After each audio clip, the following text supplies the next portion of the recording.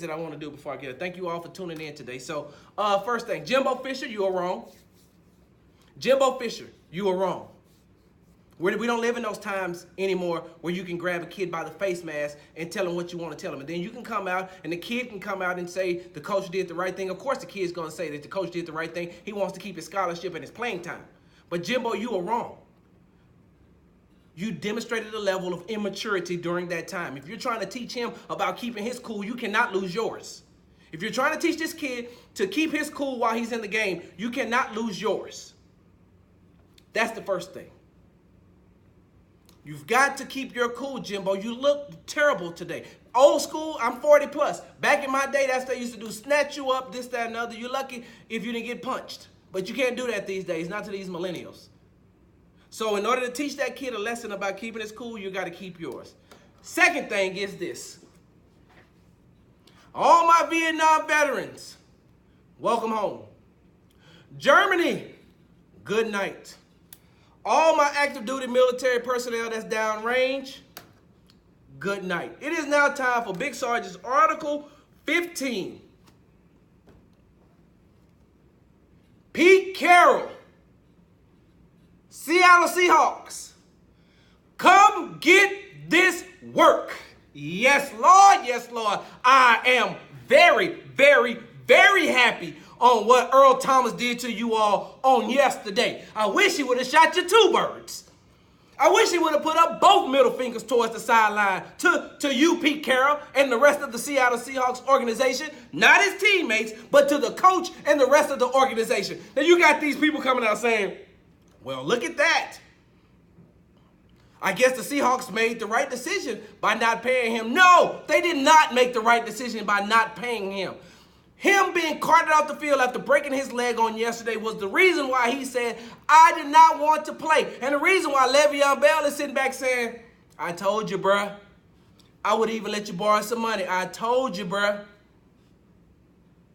I told you not to go back, and you shouldn't have, Earl Thomas. You shouldn't have. You should have been saving money for a rainy day for that, to make them pay you. And you've been dealing with a person like Pete Carroll for a very long time, so you know what they're all about. You know what that Seahawks organization is all about.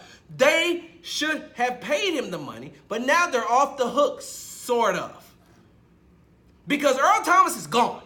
And once Earl Thomas leaves, who are you going to get to be the brains of that defense? Earl Thomas is what made that defense go. Ask any former player any person that was part of the Legend of Boom.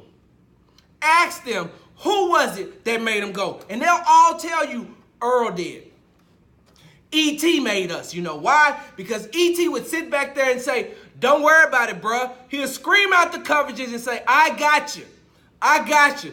Go ahead, Richard Sherman. Take the chance of trying to pick it off. Because guess what, bro? I got your back. Go ahead, y'all do whatever it is you need to do because I'm right here. I got your back.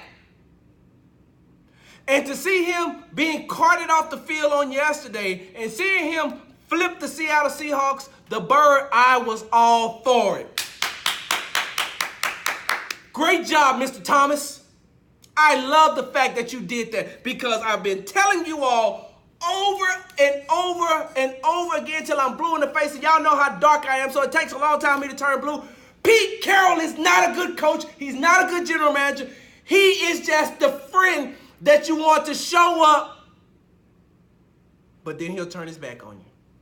Or he'll show up to help you. He'll show up with a big smile, acting like he's all this, that, and other, playing like he's all this, that, and other, and at the drop of a dime, he said, yeah, he did it right there. He'll snitch.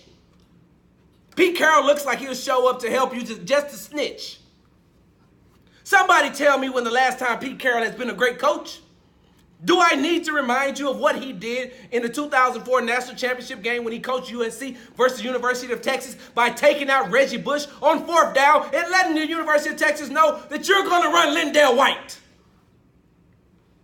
Do I need to remind you that in the Super Bowl 3 years ago, was it 3 years ago? 3 years ago against the New England Patriots, you got the ball on the 1 yard line, and instead of running the most powerful back in the NFL, you decide to throw a pass so Russell Wilson can look good.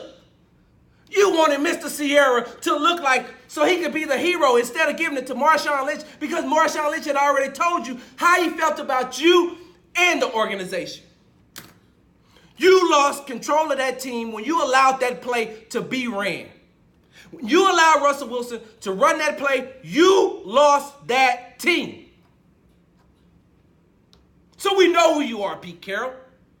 We know who you are. You're no better than the guy right up on 45 North, the Clapper. You and Jason Garrett should hang out. Neither one of y'all are great coaches. Maybe great individuals, but you're not good coaches. So to see what Earl Thomas did on yesterday going off that field, you deserved it. I wish he would have waited around in the locker room and kept flipping you off.